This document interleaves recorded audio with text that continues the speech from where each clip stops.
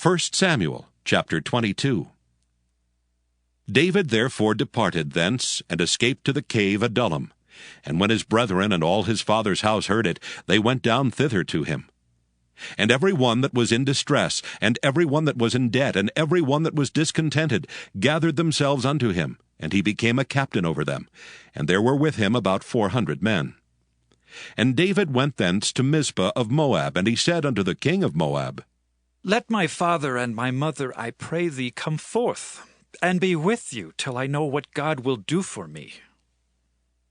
And he brought them before the king of Moab, and they dwelt with him all the while that David was in the hold. And the prophet Gad said unto David, Abide not in the hold, depart, and get thee into the land of Judah. Then David departed, and came into the forest of Hereth. When Saul heard that David was discovered, and the men that were with him, now Saul abode in Gibeah under a tree in Ramah, having his spear in his hand, and all his servants were standing about him. Then Saul said unto his servants that stood about him, Hear now, ye Benjamites. Will the son of Jesse give every one of you fields and vineyards, and make you all captains of thousands and captains of hundreds?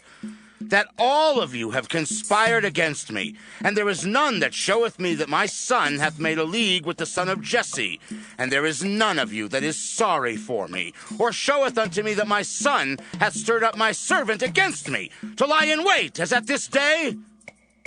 Then answered Doeg the Edomite, which was set over the servants of Saul, and said, I saw the son of Jesse coming to Nob, to Ahimelech the son of Ahitub, and he inquired of the Lord for him, and gave him victuals, and gave him the sword of Goliath the Philistine.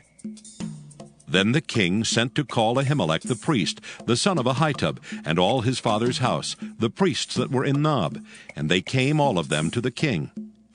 And Saul said, Hear now, thou son of Ahitub. And he answered, Here I am, my lord. And Saul said unto him, Why have ye conspired against me, thou and the son of Jesse, in that thou hast given him bread and a sword, and hast inquired of God for him, that he should rise against me, to lie in wait, as at this day?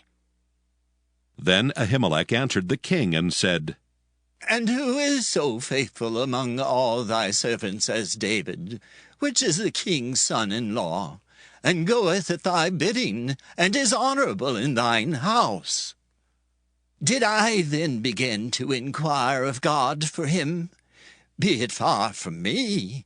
Let not the king impute anything unto his servant, nor to all the house of my father. For thy servant knew nothing of all this, less or more. And the king said, Thou shalt surely die, Ahimelech, thou and all thy father's house. And the king said unto the footmen that stood about him, Turn and slay the priests of the Lord, because their hand also is with David, and because they knew when he fled, and did not show it to me.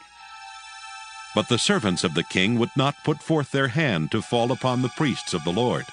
And the king said to Doeg, Turn thou and fall upon the priests.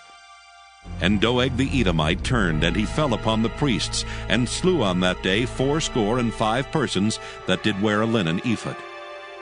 And Nob, the city of the priests, smote he with the edge of the sword both men and women, children and sucklings, and oxen and asses and sheep, with the edge of the sword.